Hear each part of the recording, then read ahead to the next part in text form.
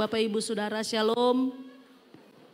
Puji nama Tuhan saudara, di bulan Januari kemarin kita sudah belajar dari satu tema ya dari satu tema atau kita sudah belajar bulan Januari itu tentang dampak melalui perbuatan-perbuatan baik. Nah, di bulan Februari ini kita belajar juga masih tentang dampak atau pengaruh. Tapi kita akan berbicara dampak melalui karakter, saudara ya, dampak melalui karakter. Kenapa kita harus belajar karakter, saudara? Karena karakter itu adalah identitas kita. Karakter itu menunjukkan siapa kita sebenarnya, gitu saudara ya.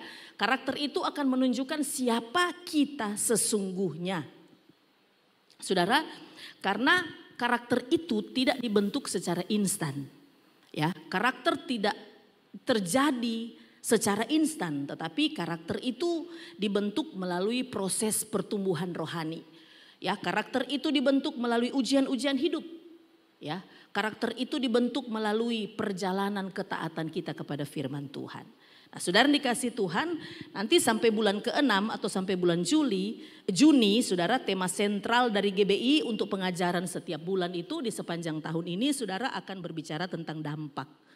Kenapa saudara? Karena sekali lagi jemaat Tuhan kita semua harus dipersiapkan, harus diarahkan, harus dibimbing untuk menjadi pribadi yang punya dampak yang benar ya.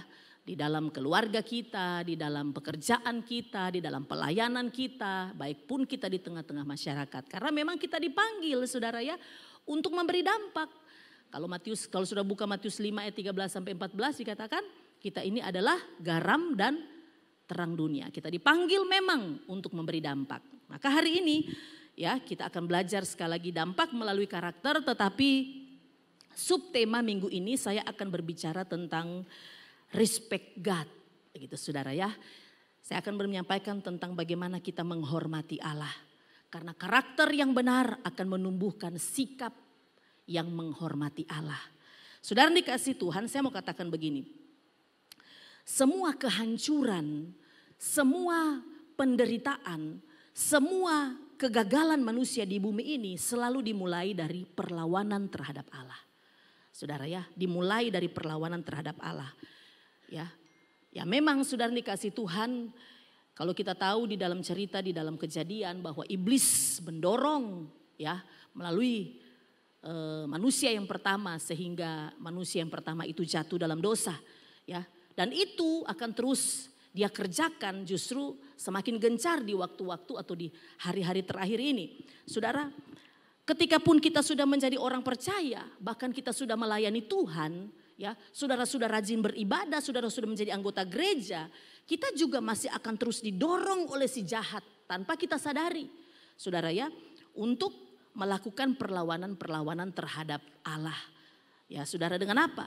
Dengan hal-hal yang kita kadang tidak sadar.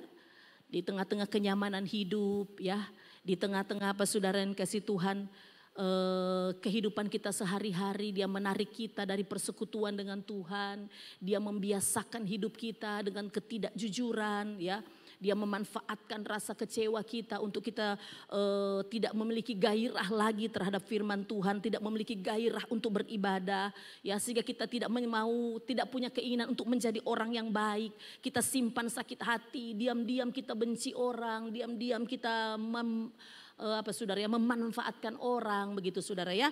Nah, saudara dikasih Tuhan dan lain sebagainya yang kita tidak sadar bahwa hal-hal itu ya, hal-hal yang kita anggap kecil, hal-hal yang anggap sederhana, tapi itu menjadi langkah awal untuk kita selalu melakukan perlawanan terhadap Allah. Nah, sebab itu saudara hari ini kita akan belajar bagaimana kita seharusnya menghormati Allah. Respect God, respect kepada Allah kita. Nah, saudara yang dikasih Tuhan, kita memberikan respect setinggi-tingginya kepada Allah. Saudara, mari kita akan belajar pada sore hari ini, kita akan belajar dari kehidupan satu tokoh yang luar biasa yaitu Samuel, dan kita akan juga belajar dari keluarga hamba Tuhan, keluarga imam yang bernama Imam Eli. Saudara, mari kita baca satu ayat dalam 1 Samuel pasal 2 ayat yang ke-30. 1 Samuel pasal 2 ayat yang ke-30. Saya bacakan buat Bapak Ibu Saudara semua. Sudah bisa lihat di layar. Sebab itu demikianlah firman Tuhan Allah Israel. Sesungguhnya aku telah berjanji keluargamu dan kaummu akan hidup di hadapanku selamanya. Tetapi sekarang demikianlah firman Tuhan, jauhlah hal itu daripadaku. Sebab siapa yang menghormati aku akan kuhormati. Tetapi siapa yang menghina aku akan dipandang rendah. Saudara yang dikasihi Tuhan Yesus Kristus, coba perhatikan baik-baik kalimat ini saudara. Ya, perhatikan kalimat ini, dikatakan begini, sesungguhnya aku telah berjanji. Jadi Tuhan sudah berjanji kepada keluarga Imam Eli bahwa keluargamu dan kaummu akan hidup di hadapanku selama-lamanya. Saudara, apakah Tuhan iseng-iseng janji sama Imam Eli? Tidak, saudara. Apakah Tuhan sejak awal memang tidak punya rencana yang indah buat keluarga Imam Eli? Oh tidak. Tuhan punya rencana yang indah buat keluarga ini saudara. Bahwa mereka akan tetap hidup sebagai imam di hadapan Tuhan seumur hidup mereka. Saudara dikasih Tuhan, selamanya mereka akan melayani seumur hidup mereka. Mereka akan melayani Tuhan sebagai imam. Dia Imam Eli dan anak-anaknya yang laki-laki. Nah saudara dikasih Tuhan, tetapi kalau kita baca keseluruhan dari kisah ini saudara, mengapa Tuhan menghukum keluarga Imam Eli? Kalau saudara nanti membaca, saudara baca di rumah, saudara akan menemukan bagaimana hukuman Tuhan terhadap keluarga Imam Eli. Saudara, jawabannya karena mereka tidak menghormati Tuhan. Karena mereka tidak menghormati Tuhan, mereka melawan Allah, saudara. Dari dikasih Tuhan, kalau saudara membaca dalam 1 Samuel pasal 2, nanti saudara baca di rumah, ayat 11 sampai ayat yang ke-26, di situ dicatat tentang kejahatan anak-anak Eli. Saudara dikasih Tuhan ya. Kejahatan dari Hofni dan Pinehas, anak-anak Imam Eli. Mereka juga adalah imam-imam yang melayani di bait Allah. Mereka juga adalah orang-orang yang terpilih untuk melayani di bait Allah bersama dengan orang tuanya, dengan bapaknya saudara. Tetapi saudara dikasih Tuhan, mereka melakukan dosa-dosa. Mereka melakukan kejahatan-kejahatan terhadap Allah. Sehingga mengakibatkan orang Israel mengalami banyak sekali kemunduran rohani. Saudara, mereka orang-orang yang tidak jujur, karakter mereka tidak baik, mereka tidak jujur. Saudara, mereka melakukan korupsi, mereka mementingkan diri sendiri, mereka bahkan melakukan perzinahan di rumah Tuhan. Mereka memperdaya, mereka semena-mena terhadap perempuan-perempuan yang melayani di rumah Tuhan, saudara. Dan mereka melakukan dengan kesombongan diri, karena mereka imam maka mereka bisa melakukan apa yang mereka mau. Saudara dikasih Tuhan Yesus Kristus, Imam Eli sebagai orang tua, ya, dia kompromi dengan dosa anak-anaknya, saudara. Dia kompromi dengan dosa anak-anaknya. Dia tidak mau menghukum dengan keras kejahatan anak-anaknya. Dia tidak mau, saudara, menegur dengan tegas, dengan keras akan apa yang dilakukan oleh anak-anaknya. Bahkan malah dia ikut menikmati hasil kejahatan anak-anaknya, saudara. Ya kan, kalau saudara membaca ayat yang ke-29, coba buka ayat yang ke-29 di dalam 2 Samuel 2 tadi ayat yang ke-29. Dikatakan, mengapa engkau memandang dengan loba kepada korban sembelihanku dan korban sajianku yang telah kuperintahkan, dan mengapa engkau menghormati anak-anakmu lebih daripadaku, sambil kamu menggemukkan dirimu dengan bagian yang terbaik dari setiap korban sajian umatku Israel. Kita tahu cerita ini, Hofni dan Pinehas. Setiap kali orang Israel mau mempersembahkan korban, maka anak-anak ini saudara, imam-imam, kedua imam ini saudara Hofni dan Pinehas selalu lebih dulu mencuri, mengambil bagian-bagian terbaik yang harusnya dibakar sampai habis sebagai korban bakaran di hadapan Tuhan. Dan itu mereka gunakan ya untuk mereka nikmati sendiri. Tapi ternyata Imam Eli juga ikut-ikutan menikmati bagian yang tidak seharusnya mereka nikmati. Sudah dikasih Tuhan, mari sebaliknya sudah dikasih Tuhan. Kita melihat Samuel. Saudara, Samuel adalah contoh pribadi yang menghormati Tuhan. Samuel adalah anak dari perempuan yang bernama Hana, yang diproses oleh Tuhan melalui pernikahannya. Kita semua pasti tahu ceritanya. Saudara, maka berbeda dengan keluarga Imam Eli. Firman Tuhan benar-benar digenapi dalam kehidupan keluarga atau dalam kehidupan Samuel. Saudara, firman Tuhan katakan, siapa yang menghormati aku akan aku hormati. Siapa yang menghina aku, siapa yang tidak menaruh hormat, artinya melawan aku, firman Tuhan katakan akan kupandang hina. Saudara, ini bukan perkataan saya, tapi ini perkataan Tuhan di dalam firman-Nya. Saudara, ini menjelaskan kepada kita, kalau kita menghormati Tuhan, maka kita akan mendapatkan perkenanan Tuhan seperti Samuel. Saudara, siapa Samuel sekali lagi? Dia hanya anak dari seorang wanita yang punya aib karena tidak punya anak di masa lalu. Perempuan yang tidak bisa melahirkan anak satu pun itu dianggap aib. Dan suaminya berhak untuk mengambil istri yang lain. Dia suka atau tidak suka. Karena dia tidak bisa membangkitkan keturunan untuk suaminya. Saudara yang dikasih Tuhan. Dia dibully, dia dihina oleh istri lain dari suaminya atau oleh madunya, saudara. Tetapi kita tahu ceritanya bagaimana Hana mendapatkan perkenanan Tuhan. Karena dia datang mencari Tuhan, dia bawa problemnya, dia bawa masalahnya kepada Tuhan dengan sepenuh hati. Dan bahkan dia bernasar di hadapan Tuhan. Walaupun ini anak saya dapatkan dengan susah payah. Dengan penuh hinaan dari caci maki, dari madu, dari istri yang suaminya yang lain, istri lain dari suaminya. Tapi dia katakan walaupun anak ini adalah anak yang begitu sulit untuk didapatkan, aku akan persembahkan kepada Tuhan. Dan saudara dikasih Tuhan, Samuel hidup di dalam perkenanan Allah. Nah, hari ini kita akan melihat saudara, kita kembali lagi ke keluarga Imam Eli. Hari ini kita akan melihat apa akibat orang yang tidak menghormati Allah.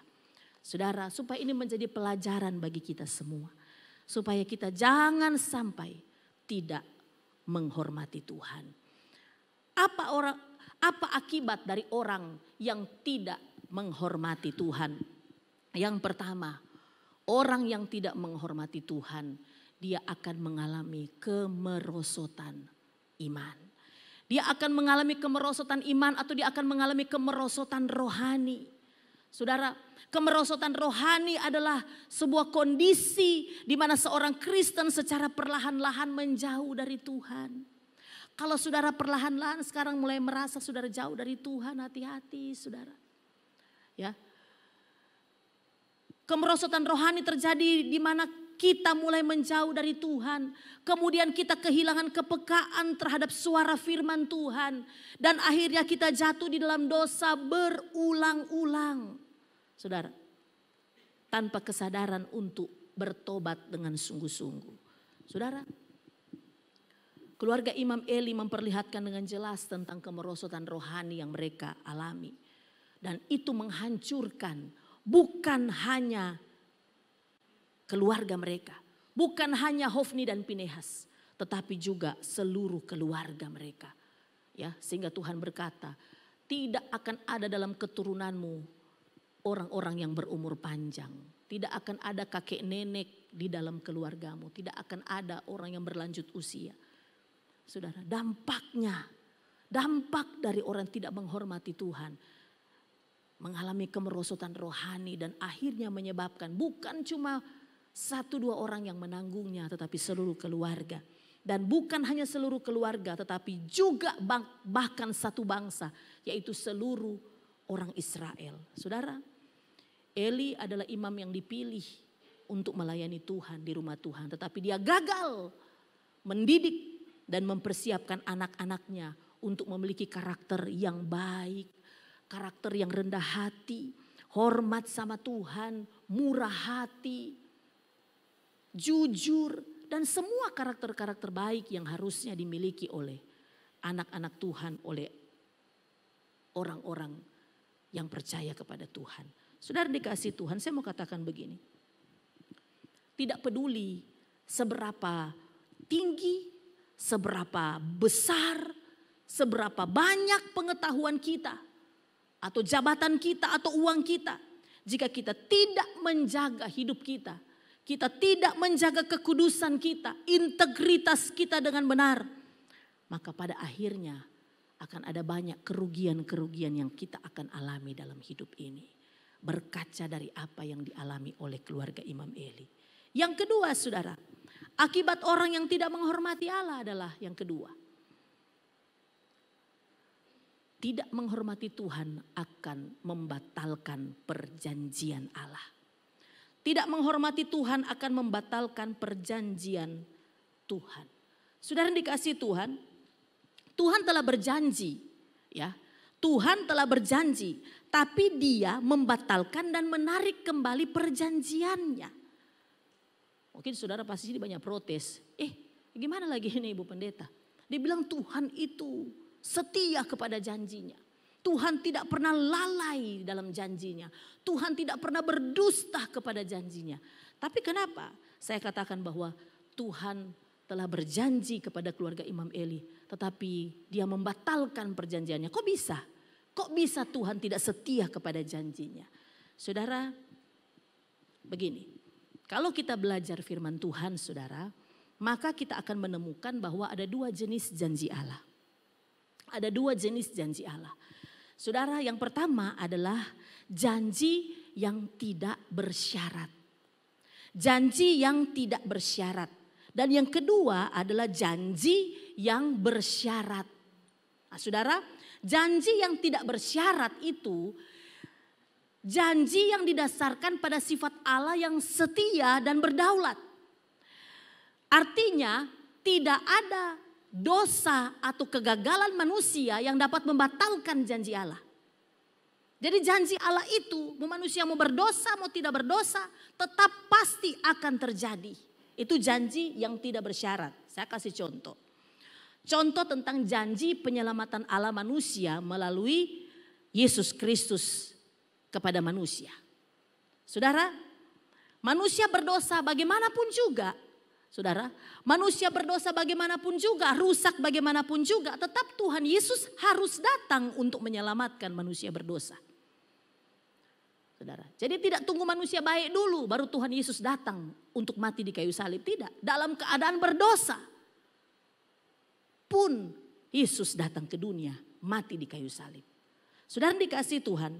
Kemudian contoh yang kedua adalah contoh janji Tuhan kepada Abraham tentang bangsa Israel. Tuhan berjanji kepada Abraham bahwa keturunanmu akan mewarisi negeri, tanah perjanjian.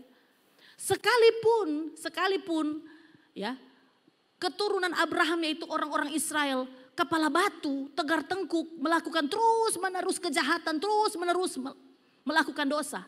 Saudara. Tapi tetap mereka akan tiba di tanah perjanjian. Kenapa? Karena Tuhan tidak bisa batalkan perjanjiannya dengan Abraham. Karena itu janji yang tidak bersyarat. Israel mau bertobat atau tidak, tetap Tuhan akan bawa mereka ke tanah perjanjian. Karena perjanjian itu tanpa syarat kepada Abraham. Saudara, kemudian apa lagi? Janji Tuhan untuk datang yang kedua kalinya di dunia ini. Saudara siap tidak siap, saudara suka tidak suka, saudara percaya tidak percaya, Yesus Kristus akan datang kembali yang kedua kali.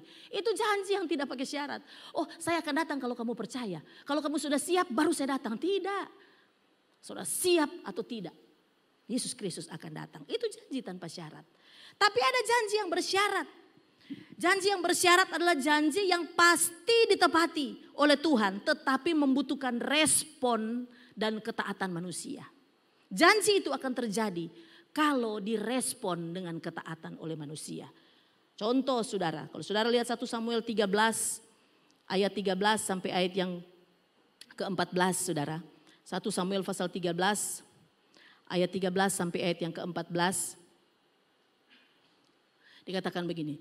Kata Samuel kepada Saul, perbuatanmu itu bodoh. Engkau tidak mengikuti perintah Tuhan Allahmu yang diperintahkannya kepadamu. Sebab sedianya Tuhan mengokohkan kerajaanmu atas orang Israel untuk selama-lamanya. Terus. Tetapi sekarang kerajaanmu tidak akan tetap. Tuhan telah memilih seorang yang berkenan di hatinya. Dan Tuhan telah menunjukkan dia menjadi raja atas umatnya. Karena engkau tidak mengikuti apa yang diperintahkan Tuhan kepadamu. Semula Tuhan menjanjikan bahwa Saul dan kerajaannya itu akan kokoh. Tetapi karena kita tahu ceritanya, Saul berubah setia, berubah tidak setia lagi kepada Allah. Ya, dia mengikuti kehendak dan pikirannya sendiri, keputusan-keputusannya sendiri. Maka kerajaannya, dia terhempas dari kursi tahta kerajaan Israel dan digantikan oleh Daud, saudara. Karena ada syaratnya. Ya, tadi kita sudah baca, kalau kamu terus dengar firman Tuhan dan taat kepada firman Tuhan, maka kamu akan melihat kerajaanmu kokoh. Tapi tidak. Ya, dibutuhkan respon dari Saul. Saudara, ada juga dalam 1 Raja-Raja 9 ayat 4 sampai 9, tapi kita tidak usah baca, sudah kan ini cukup panjang. Saudara, Tuhan juga sedianya mau meneguhkan tata kerajaan Salomo. Ya, dikatakan kerajaanmu akan tetap asal kamu benar-benar mengikuti segala ketetapan dan peraturanku dan seterusnya. Tapi kan kita tahu Salomo kemudian jatuh dalam penyembahan berhala. Dan kemudian karena istri-istrinya mencondongkan hatinya kepada berhala. Akhirnya kita tahu setelah Salomo mati maka kerajaan itu terpecah dua. Tidak lagi kokoh seperti yang seharusnya orang Israel alami. Tapi ada sebaliknya satu contoh lagi, saudara. Dalam Yunus pasal 3 ayat 4 sampai 10, saudara bisa baca di rumah. Tuhan sudah berjanji kepada Niniwe, ya. Tuhan sudah berfirman bahwa Niniwe itu akan kubumi hanguskan, akan kupukul dengan telak, akan kubakar, akan kubinasakan. Tapi orang Niniwe bertobat, saudara. Ketika Yunus menyampaikan firman Tuhan, mereka bertobat, mereka berkabung, mereka taruh debu di kepala mereka, berdoa berseru-seru mohon pengampunan. Syaratnya dipenuhi, maka kemudian Tuhan tidak jadi menghukum orang Niniwe. Nah, saudara dikasih Tuhan, Tuhan sudah berjanji kepada Imam Eli bahwa keturunnya akan jadi imam sampai selama-lamanya, tetapi karena mereka tidak menghormati Tuhan, janji itu dibatalkan, saudara. Kita tahu akhirnya Hofni dan Pinehas Imam Eli mati.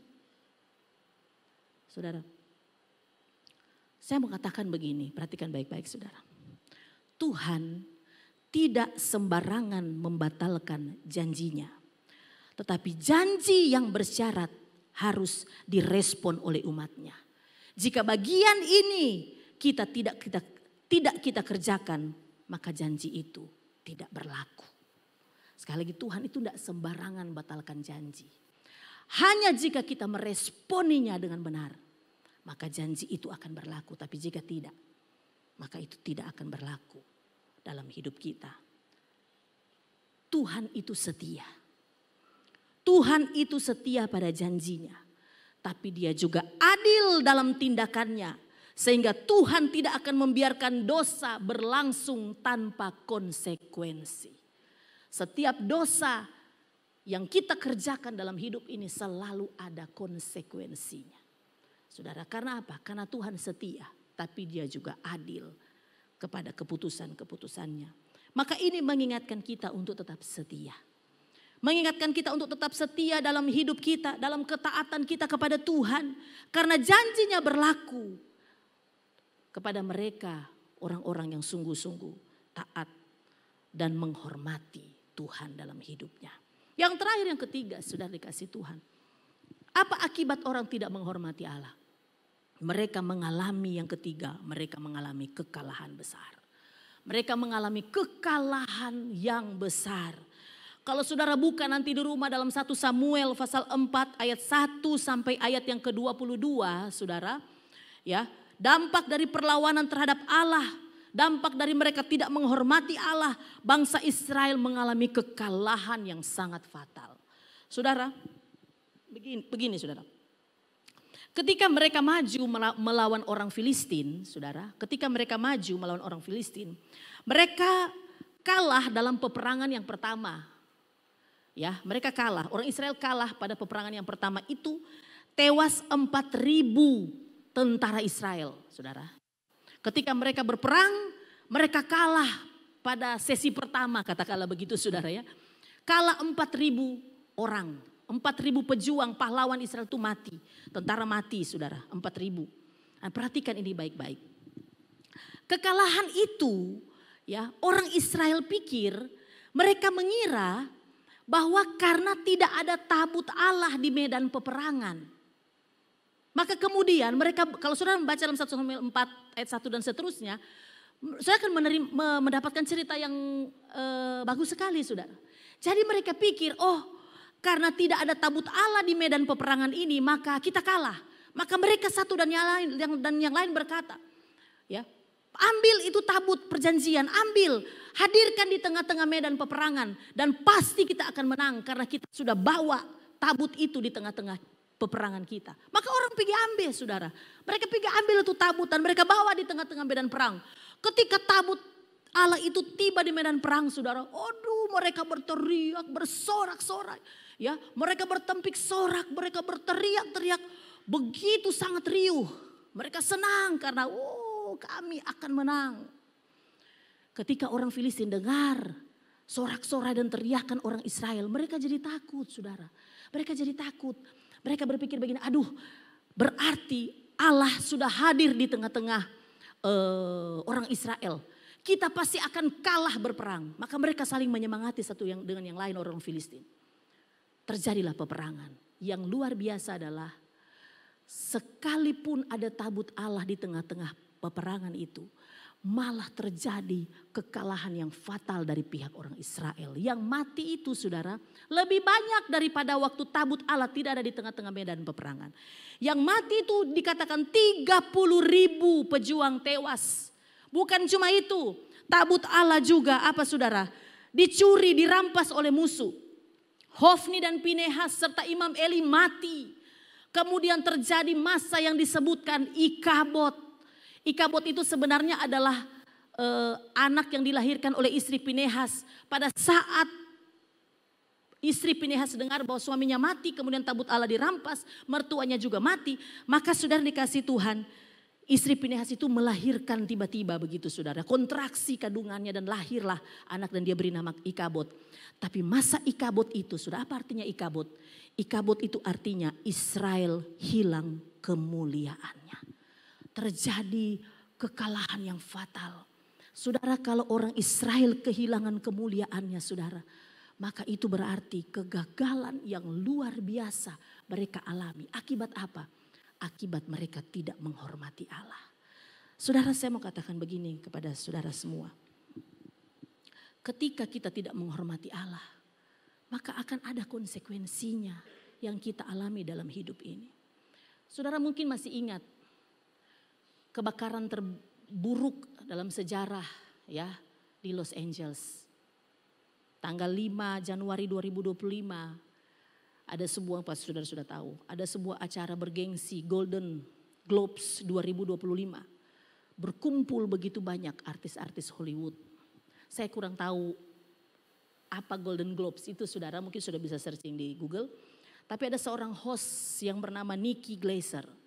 Kemudian dengan bercanda ya menyampaikan sebuah joke bahwa rating mungkin acara atau apa begitu, saudara.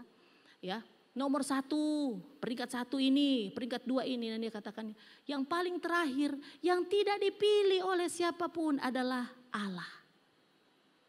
Dan sambil tertawa, semua orang tertawa. Dan Nikki Glaser menambahkan kata begini, tidak heran kalau Tuhan tidak dipilih. Seolah-olah karena kita sudah tidak butuh Tuhan. Itu tanggal 5 Januari, tanggal 7 Januari terjadi kebakaran besar yang kita semua sudah tahu beritanya.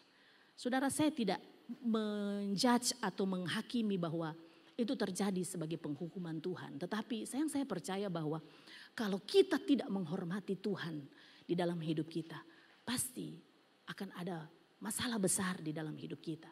Saudara dikasih Tuhan Yesus Kristus. Saya mau sedikit kesaksian, saudara.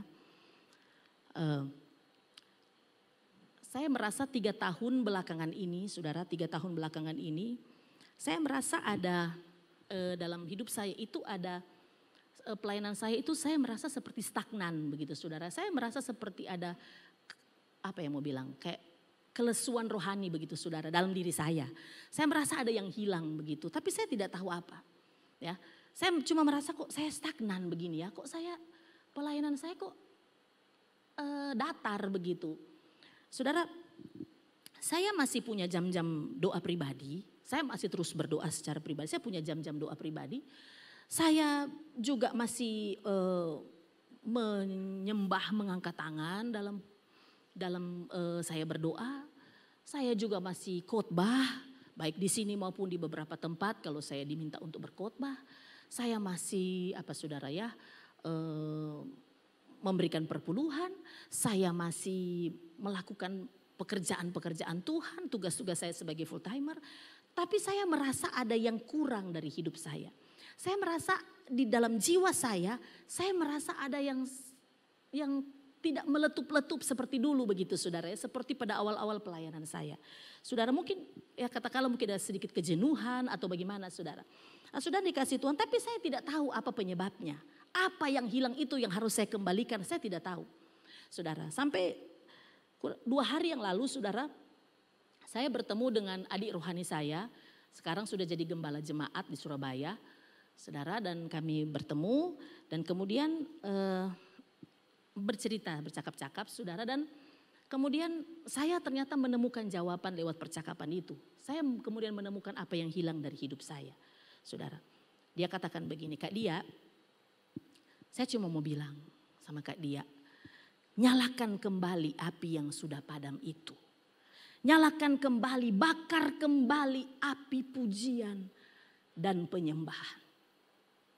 Ada dalam hati saya begini, saya ini lama saya memang jadi ketua pemuji, tetapi saya merasa bukan lagi waktunya bagi saya untuk melakukan fungsi itu, saudara ya. Saya juga tidak waktunya lagi, bukan timingnya saya untuk jadi worship leader. Tapi bukan itu maksudnya, tapi maksudnya dalam diri saya, saudara, ya. Adik rohani saya berkata, nyalakan kembali Kak Dia. Nyalakan kembali api pujian penyembahan itu. Yang pernah Kak Dia kerjakan di masa lalu. Dia katakan gereja ini akan bertumbuh. Gereja ini tidak stagnan. Gereja ini harus bertumbuh karena gereja ini akan Tuhan pakai luar biasa. Akan banyak orang-orang, akan banyak jiwa-jiwa yang diselamatkan lewat pelayanan gereja di tempat ini.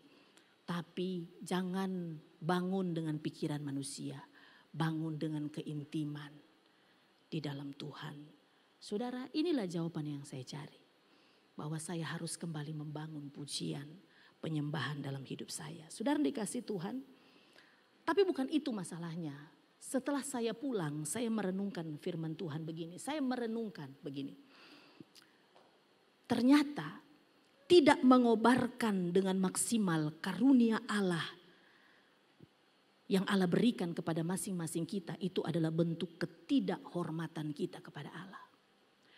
Tidak mengobarkan dengan maksimal karunia yang Allah berikan kepada kita sebagai pemberian-pemberian terbaik yang Tuhan berikan kepada kita dan kita tidak kerjakan dengan maksimal, itu pun juga adalah bentuk tidak menghormati Tuhan. Saudara, kenapa? Karena Tuhan loh yang kasih kita. Begitu banyak pemberian secara spesial, karunia-karunia.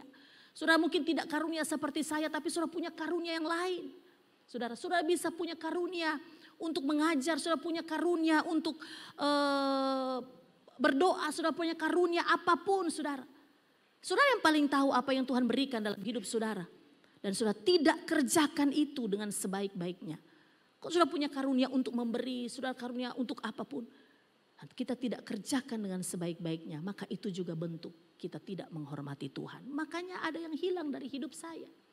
Saudara, saya mau katakan kepada semua pemuji di tempat ini. Kalau melayani, layani dengan maksimal. Saudara, kalau saudara bernyanyi, kalau saudara melakukan pelayanan, saudara melakukan apapun tugas saudara, lakukan dengan maksimal. Karena jika tidak, itu bentuk tidak menghormati Tuhan. Sebab tidak semua orang diberikan karunia seperti apa yang mungkin saudara miliki dalam hidup ini. Saudara yang dikasihi Tuhan, saya akan akhiri begini. Jangan tunggu kita kalah besar baru kita akan membereskan semua yang tidak benar dari hidup kita. Jangan tunggu kalah banyak saudara. Jangan tunggu seperti orang Israel kalah banyak. Baru kemudian mereka mau balik sama Tuhan. Jangan tunggu, saya mengalami banyak kekalahan. Saudara juga pasti mengalami banyak masalah dalam hidup ini. Jangan tunggu sampai ada masalah besar dalam hidup kita. Baru kemudian kita mau berbalik kepada Tuhan. Saudara, coba kita lihat paling terakhir saudara. Mari kita bandingkan dengan Samuel sebagai orang yang menghormati Tuhan. Coba kita lihat 1 Samuel pasal 2 ayat 35.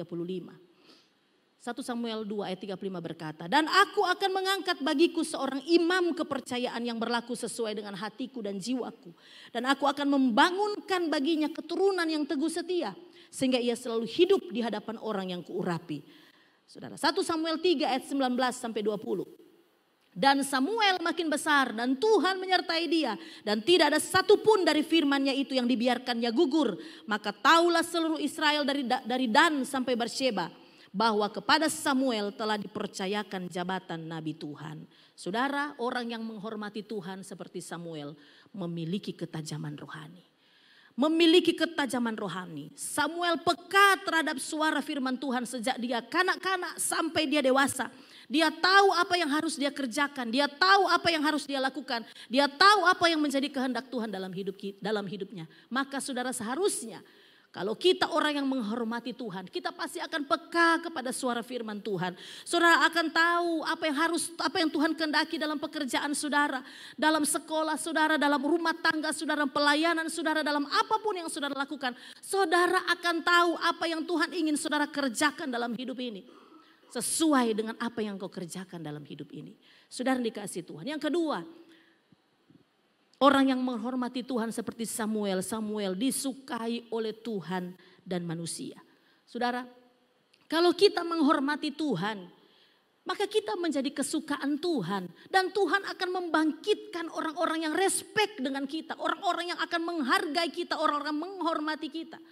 Saya tidak mengatakan bahwa tidak ada haters, saudara. Haters itu ada di mana-mana. Pendeta juga banyak DP haters, saudara ya. Saudara. Tapi saya mau katakan Tuhan akan bangkitkan orang-orang yang akan menghargai saudara. Karena Samuel mengalami itu. Seluruh Israel tahu bahwa dia adalah nabi yang diurapi oleh Tuhan. Saudara, dan yang terakhir, hidupnya menjadi berkat. Orang yang menghormati Tuhan, hidupnya menjadi berkat. Sepanjang hidup Samuel, dari dia masih kanak-kanak sampai dia dewasa, sampai dia sudah menjadi nabi Allah, dia dicatat di dalam Alkitab. Dia adalah nabi yang dipakai Tuhan menjadi Allah Tuhan. Tidak berarti bahwa perjalanan hidup Samuel itu mulus. Banyak masalah, banyak tantangan. Tetapi saudara yang dikasih Tuhan, dia tetap teguh menghormati Allah. Sehingga dia tetap menyelesaikan semua tugas pelayanannya. Hidup kita pun demikian. Tidak berarti perjalanan kita mulus. Tidak berarti tidak ada tantangan-tantangan. Ketika kita menghormati Tuhan tuh banyak tantangan, banyak pergumulan. Ya, tetapi orang yang menghormati Tuhan, perjalanan hidupnya sesulit apapun, dia tetap pasti jadi berkat. Walaupun dia mengalami masalah buruk, walaupun dia mengalami masalah yang tidak nyaman dalam hidupnya, hidupnya tetap akan menjadi berkat. Pada akhirnya pilihan ada di tangan kita. Saudara mau seperti Samuel pada akhirnya, atau saudara mau jadi keluarga Imam Eli. Saudara dikasih Tuhan, kalau kita mau seperti Imam Eli dan keluarga, maka tentunya kita menerima resikonya. Kalau saudara mau tetap hidup dengan cara saudara, sudah tidak menghormati Tuhan dalam hidup ini, maka kita terima konsekuensinya. Tapi kalau kita mau jadi seperti Samuel, kita mau belajar menghormati Tuhan, maka kita akan mendapatkan perkenanan Tuhan. Mari hormati Tuhan dalam segala perjalanan hidup saudara. Saudara, hormati Dia dalam pekerjaannya. Hormati saudara kekudusannya. Hormati namanya. Hormati firman-Nya. Hormati karunia-karunia-Nya yang sudah Dia berikan untuk kita semua. Jangan sampai kita melawan Tuhan dengan berbuat atau dengan melakukan yang Tuhan tidak kehendaki dalam hidup kita. Saudara, sekali lagi belajar untuk menghormati Tuhan dalam hidup saudara. Mari tutup Alkitab saudara.